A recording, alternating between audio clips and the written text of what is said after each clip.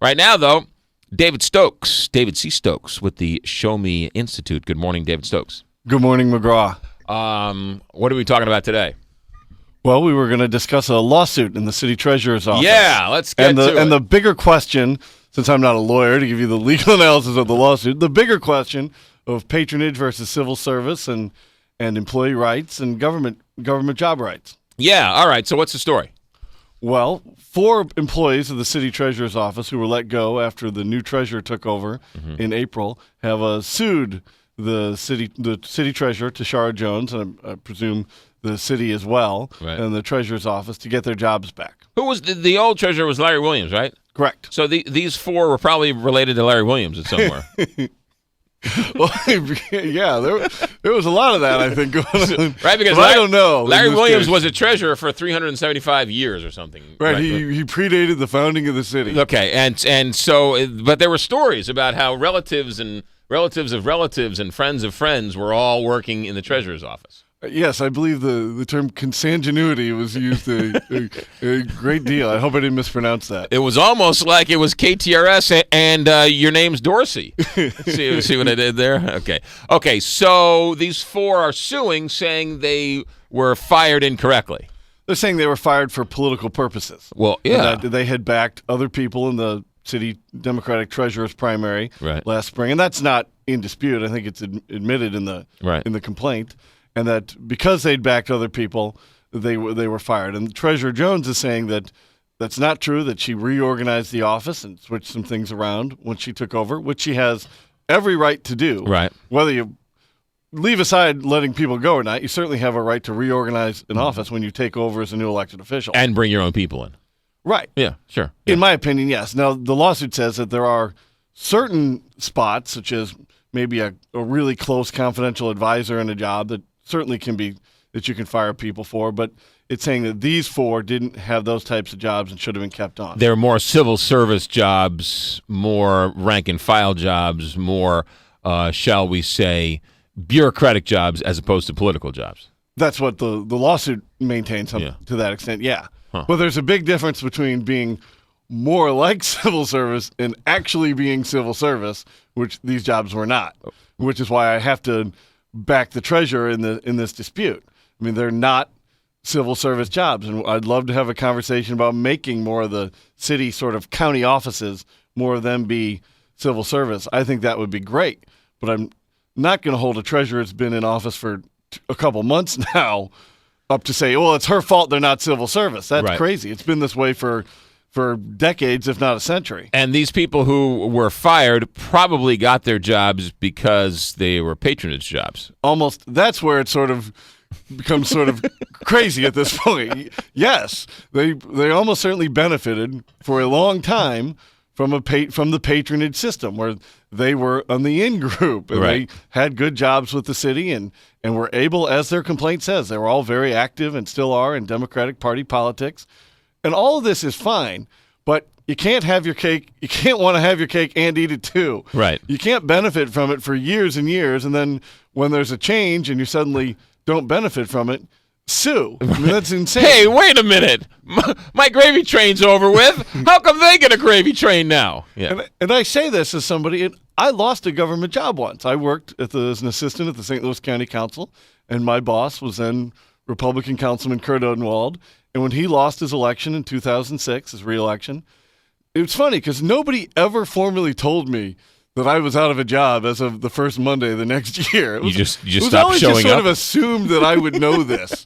And I certainly talked around the office about it, but I never got the formal letter like, Mr. Stokes, thank you for your service. Right. So I always thought you didn't it would have get your been funny. exit interview, in other words. I didn't. I always thought it would have been funny just to show up for work on the first Monday the next year and be like, what?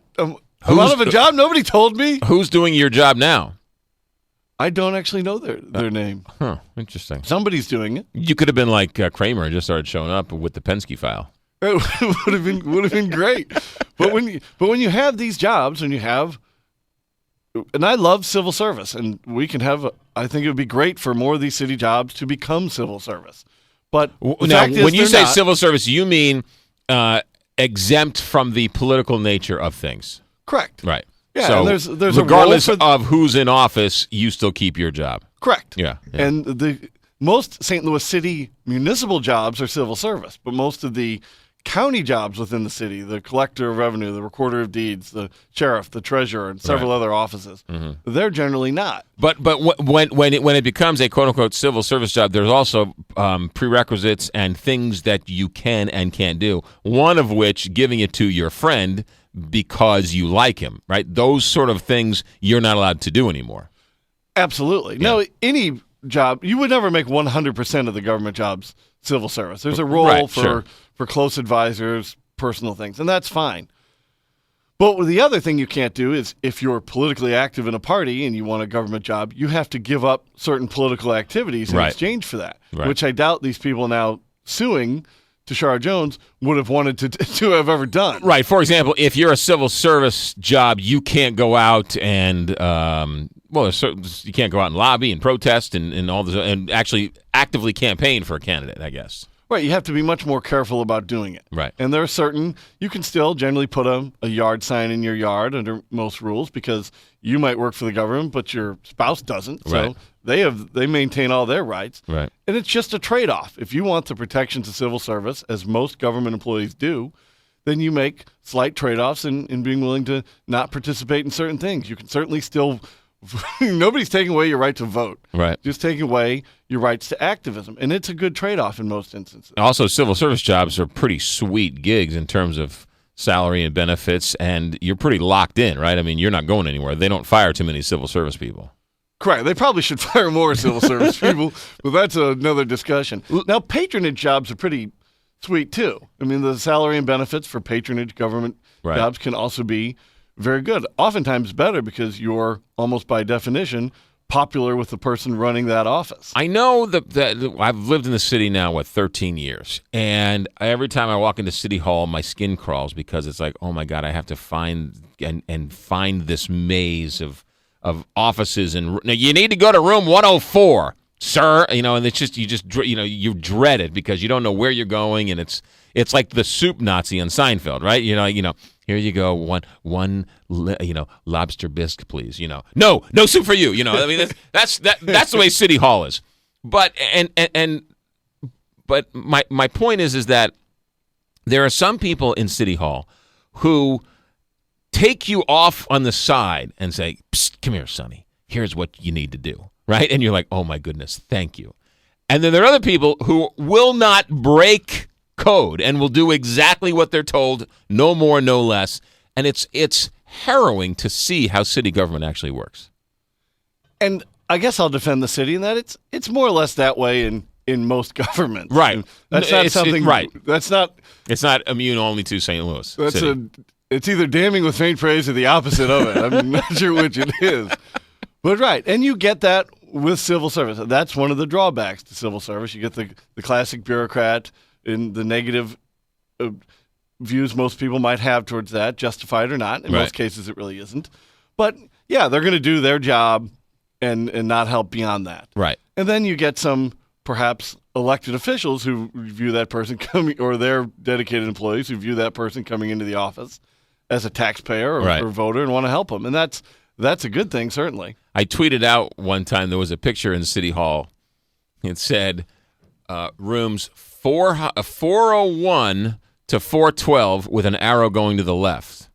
And then it said rooms 404 through 415 with an arrow going the other way. Right? So like room 405 is both ways. So it's just like this. If this doesn't scream city government, I don't know. It's just all city halls are just a interesting world unto themselves.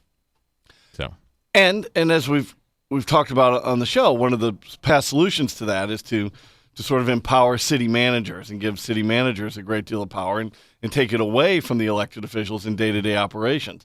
But as we've seen in Ellisville and elsewhere in Missouri, you can go too far with that too. You can give that city manager too much power and take away the authority from the elected officials who are the ones ultimately responsible to voters. It's a delicate balance, isn't it? It sure is. And you need the media, and you need the media to call them out. Absolutely. You got it. All right. David Stokes, when can we read you? When can we see you?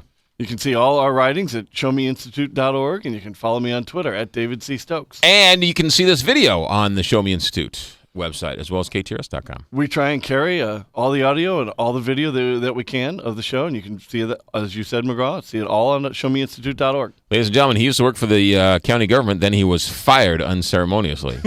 David Stokes, have a good week. Thanks, McGraw. 8:48, Big 550, KTR.